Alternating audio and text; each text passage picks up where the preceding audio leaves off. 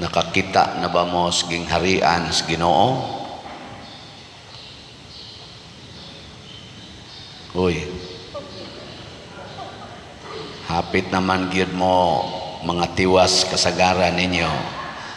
Sige magitag ingon, labi na inig rosaryo, inig misa, sige mansan mog simba dinhi, sige magitag ingon, moabot ka namo ang imong gingharian. Kakita na mo sa gingharian sa Ginoo. Wala. Mao na. Matud pa ni Jesus, giklaro niya nga ang gingharian sa Dios dili lugar, dili butang nga makita sa atong mata. Nga naman, anhi na siya mahitabo sa atong kasing-kasing. Mao na siya importante kayo nga ato gina siyang huptan nga ang Ginoo di ay dinhis kalibutan muhari sulod sa atong kasing-kasing. Unya kon ang Ginoo ni hari na sa imong kasing-kasing, makita na nimo siya everywhere. Makita na nimo siya diha sa naong sa imong mga isig katao, diha sa mga butang, diha sa mga sitwasyon, diha sa mga panghitabo sa imong palibot. Makita na nimo siya basta naa na siya sa imong kasing-kasing. Hindi mo too mo wa nya nakakita na mo sa gingharian sa Ginoo. May kang wa di sa to pa wa siya di sa imong kasing-kasing. Ikaw na bilingi ako no imong tupad ingna siya nakakita na kas Ginoo sa akong naong. Ingna nakita ni mong Ginoo dinhi sa akong naong. Ang uban wa mo lingi nga naman wa man sana sila Ginoo sa ilang kasing-kasing. Niingon si Kristo, higugmaa ang imong kaaway, pero kung ang gingharian sa Dios wa gani din hisod sa imong kasing-kasing, ang makita nimo sa imong kaaway demonyo. Mao na ron kanang nanagubat, they are calling each other demon, animal, kriminal, terorista. Ang ilang nakita pulos gyud negative, bitin sa payuban, way kasing-kasing sa nang pong genocide. Mao na nga kay ang akong nakita nimo animal lang ka, puspusan ti kang animal ka. Nakita nako nimo yawa man ka, patyon ti kang yawa ka. Nakita nako nimong banaha ka, yawa man ka, palayason ti ka, kay kanang yawa kinahanglang palayason gina. Cast out demons. Ako kang palagputon dinhi aning maong kompanya, kay hudas ka dinhi, ahas ka dinhi, bitin ka, mabudhion ka, traidor ka, papahawaon ti ka dinhi, buanga ka, kay buang ka, di ka kasabot sultihan. Mo na itong makita. Ikaw kay libakira kay kanako, karon na kanser na ka, muduol-duol ka nako, mayrag nga matay kang buanga ka. Kana ra atong nakita. Gibiyaan ko nimo, nitipon ka sa imong kabit nya, karon mo balik na kanakong panuwaya ka. Uy, lupad ug asa ka padong, wa na kay luna aning balaya. Di ba? La patay ka diya. Pero naa gani nimo ang gingharian sa Ginoo, kadtong nangabit nga nibiya nimo, ikakita nimo moingon ikakaluoy sa akong bana, wa pagyud kahinomdom nako nga iyang asawa nya. After mga 30 years mo balik siya nimo, ay salamat ni balik na gyud in town, Lord thank you kaayo, gakson dayon nimo imong bana, moabot unta kanimo ang gingharian sa Dios. Nya moingon day imong bana, ikaw baya maoy kingdom of God in my life.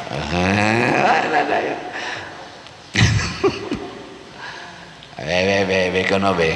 Sakto na dili. Namay kay mo mutubag og sakto. Unya ron inig-ingos pare pamalit mog slat. Kakita mo sa gingharian sa Dios diha anang mga slat nga gibaligya. Kanang moingon nga wa ko kakita pader, wa kay gingharian sa Dios diha sod nimo. Ang naasod nimo ang gingharian sa yawa nga nagsigig ingon tiguman ang imong kwarta.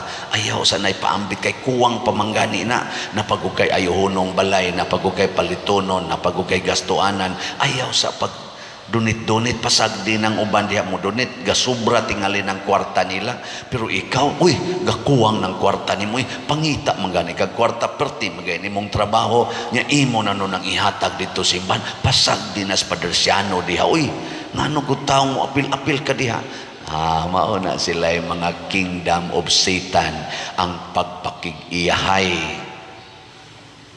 Sa atong unang pagbasa, importante niya i-challenge ta mo, sige hinig balik-balik og basa kaning Wisdom of Solomon, kaning gikan sa kaalam ni Solomon, labi na gid ning chapter 7 kay gi-describe dinhi unsa maning kaalam sa Dios, wisdom of God.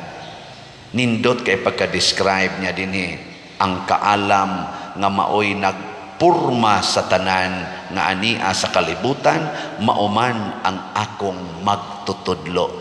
So ang kaalam sa Dios mo'y nagpurma sa tanan, the wisdom of God.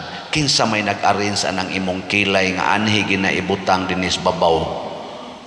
Way taong naghimo ana nya giangay gina nya tanan nya, lahi ang kilay sa tao, lahi sad ang kilay sa baboy, lahi ang kilay sa iro, lahi ang kilay kinsa may gahimo ana nga maong intellect. Kinsa may nagbuot nga ang imo ra yung buhok mo kusog kay mo tubo, pero ang imong kilay limitado aron dili mo tabon sa imong mata. Kay kun ang kilay pareha pag tinubuan sa imong mata, purti na untang daghanang nagtabon diha sa imong mata, di nakakakita. Kinsa may gabuot ana nga doon na ra gina siya limit. Ang kukuwa may limit ana. Kinsa man say gabuot nga kanang buhok diha suod sa imong ilong, di o bolhibo nga nasa imong ilong, di sad na mo daghan kaayo, di sa na mo sobra kay kadaghan o katag-as hangtod di nakakaginhawa. Kinsa may gapugong ana? Ha? Nga ang imong balhibos, imong ilok banaghan magmaayo. Ug uban pang mga balhibo. Pero ngano man ang naas imong ilong, di man mo daghan hangtod makinggo, di na maginhawa na puno na buhok, na puno na balhibo. Limitado raman sad, pero naabya sa balibo. Kisa may gabuot ana? Wisdom of God. Ngano nang imong kamot nga tuo, wa man sa gina mo doble diri sa imong wa man gid masayop o nabutang bas imong tangkugo. Nganong mao man gid na iyang porma, equal man kayo. Kada sa ato palang lawas makaingon ta, nganong naporma man eh?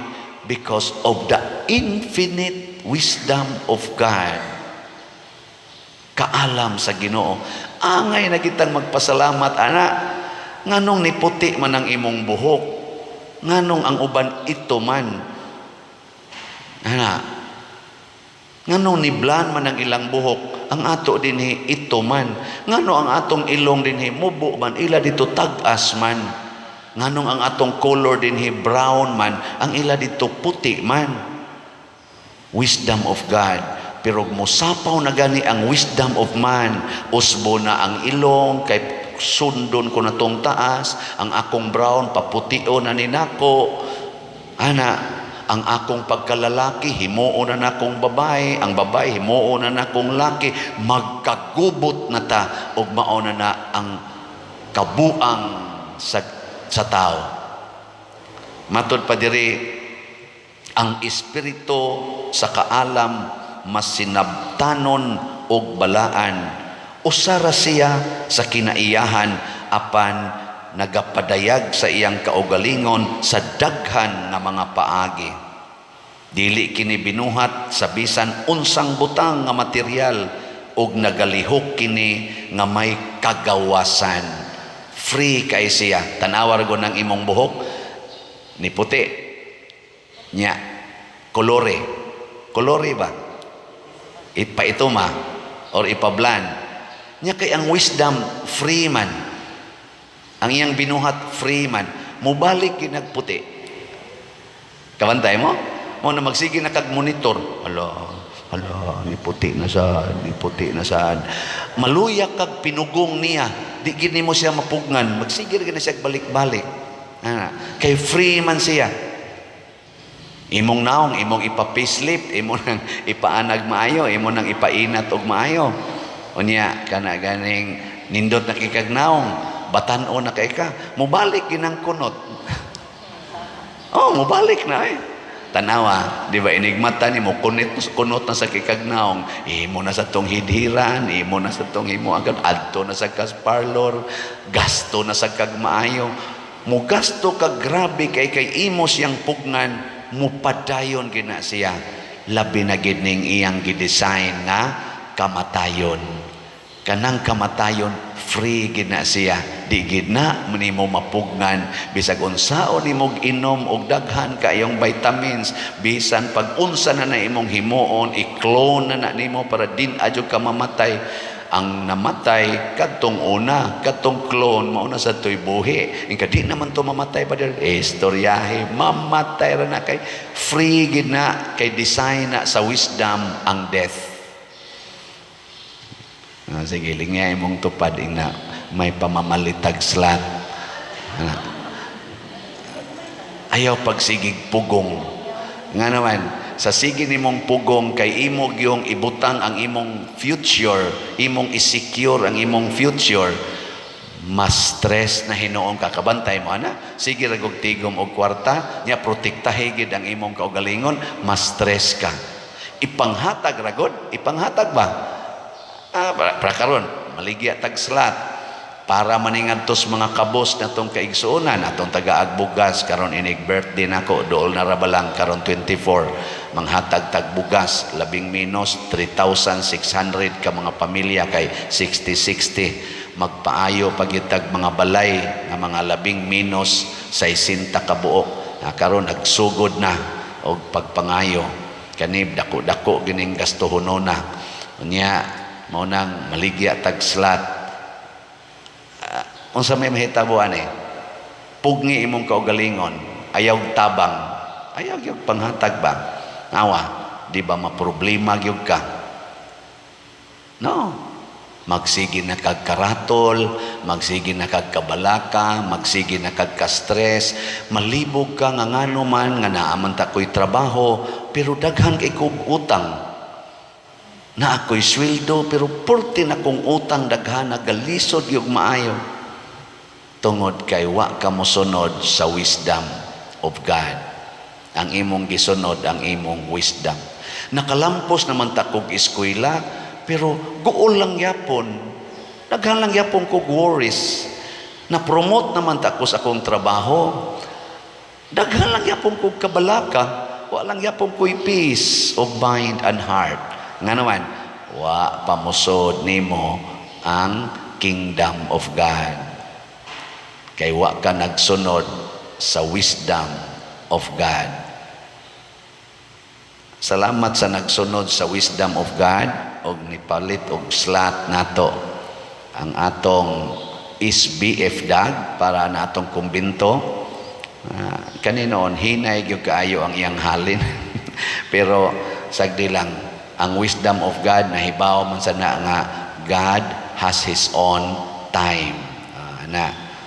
Atong halin as of yesterday 256 pa ka slots sa SBF dag niya naapay 59,744 slots nga available na niya sa ato sang sitio Christ Transforming Union para nis atong ipahimo atong mga projects nga akong gidamgo as of yesterday na natay halin 18,260 na pay 21,740 nga available tag 100 pesos per slot ni siya nga naa ni 60 slot challenge nga tag 6,000 na nasa tay na dawat nga 60 slot challenge nga 158 ka 60 slot challenge atong pakpakan ang namalit nini. Salamat kayo.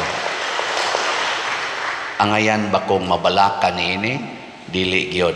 Ngano man ang wisdom sa Ginoo nga nahibaw sa tanang kasing-kasing nga matod pa diri mura siyag bildo, mura siyag kahayag nga nakatsusi gyud sa tanan nga bisag ang kinagamyang buling dili makalusot niini kay makita gyud nakakita sa kasing-kasing ninyong mga naminaw aning akong humili kamurong ni adinhe o kanang naas online nakakita siya o niya mutandog na siya sa inyong kasing-kasing og moingon palit na nyag imo na siyang isalikway sorry maratol gyud ka sa imong kinabuhi naabitay ning testimonya nako ingon siya Father, ako, gibuwagan ko sa akong asawa after mga 22 years nga minyo mi. Bana ni siya. Bana. Divorce siya siyang asawa kay tuan naman sila sa gawas gapuyo. Nga, may gani, Father, kay pag divorce niya nako kana ganing nakapaminaw nako sa imong mga wali adtong panahos pandemic ang nahitabo nakahukom siya na sundon ko ning giingon ni Father Siano lalaki siya nya bugoyon nga laki mao bitang ang iyang asawa buwag niya kay di sila magkasinabot kay naa siya mga bisyo ana nga di kauyon or mga buhat nga di kauyon ang iyang asawa. After 22 years, gibuwagan gid siya na sila'y anak na duha ba to tulo. Duha. Pagbuwag na kuno, niingon siya siyang kaugalingon. Kani, para nako, wisdom of God gito iyang gisunod. Ingon siya, sundon ko ning giingong Padre Siano nga walay premarital sex. Kunwa ko'y kasal sa babae, di ko makig-sex. Kaya ngayang asawa, pag-file o divorce, wada ngatig duha ka tuig, naminyo man daiglain. So, gaduda siya nga duna na to'y iring-iring daan. Siya, wa na gid niya buhata ang pagpakig-engage og babae hangtod karon. Niya ingon siya nako pagkita namo, Father, salamat yung kayo. Nindot kaya akong gibati, Father. Pagbuwag ko nako sa kong asawa, pag-divorce niya nako kay ang akong tanang sweldos una ako magyong ihatag niya kanang allowance na malaiyang ihatag nako. Pag-divorce na mo, Father, gidagid na niya tanan, Father. Negative gyud ko as in negative nang nangakap na lang ko kapuy-an ngadto ko sa akong igsuon puyo na lang ko dito zero gyud ko, Father. Pero karon, Father, kana ganing sa sige na akong paningkamot hinay-hinay nakapalampos pagyud ko sa akong duha ka anak akong nagastuan o niha kana na ang nanakoy residence nga ako gyud dito sa US ug dinhi sa Pilipinas unya sige kog hatag pa der sige sa kog palitan ang imong slot nindot kay akong gibati nako yang sa imong gibati in relation sa imong wife in siya love gyapon ako siya, Father, giampo gyapon ako sila nga magmaayo ilang kinabuhi sa iyarong bag-ong bana nindot ano nako niya open pa ka og nailaing babaeng makig ihatag sa Ginoo nimo siya open kay ko, Father, pero ako gining isaad padayonon ko na gid ni ang akong celibate until married. Celibate until married. Nakaanak ko nako. Mas buutan pa man ni siya nako noon. Ano ba? No? Kay kami ba mga pare ngandoy biyasan mensahe sana. Siya wa naman siya pangandoy, open lang siya kung naihatag ang Ginoo for God's glory. Matod pa niya. Hasta gud ang iyang mga amigo nga nag civil married, iyang ipangkumbinser siya. Pagminyo gyud mo simbahan, sala gina inyong gibuhat. Ako gani nga gi-divorce ko sa kong asawa nga minyo gyud mi, wa man gani ko nagbuhat ana. Unya kamo na noon nga nanagyud mo'y kasal sa civil, lahusan na ninyo kasal simbahan. Tabangan pa ko niya gastong uban. Ana, Nindot no, na siya wisdom of God. Nakita na niya ang Ginoo everywhere sa pag-share siyang kwarta. Niya hibong lang kuno siya, nganong ni daghan man ni akong kwarta? Ngano man nga ni na-relax naman hinuon kay ko karon? Nga angayan man ta kurong maghilak, angayan man ta kurong maguol kay lonely man ko kung tan-awon. And siya, Father, kung magsunod itas Ginoo no, we never feel we are lonely. That is the wisdom of God. Ayan, no? Sige, katapusang lingi sa imong tupad. Ingna. Ingna. Din agit ta magsupak-supak sa pulong sa Ginoo, ha? Muna, diri sa atong tubag sa Salmo, giklaro gyud nga ang imong pulong malungtaron sa kahangturan, Ginoo. Dili gid na matapos, di sad na mamakak, dili sad na muhatag nato sa mga kasakit. So inaot-unta ang mga tao karong na naggubat, mosunod na sa wisdom of God, makita na unta sa taga-Russia ang Ginoo didto sa Ukrainians, ug ang mga Ukrainians kakita unta Ginoo sa mga Russians. Nga kini di ay kalibutan, dili di ay kita mo itag-iya, dili na to awayan ang atong mga teritoryo, kung dili maghigugmaay ta nga way teritoryo. Kanabang, let us not build walls of divisions, but bridges of love and friendship. No? Waman mo ayo, di man sad mo yun. Sige na, nindog na ta.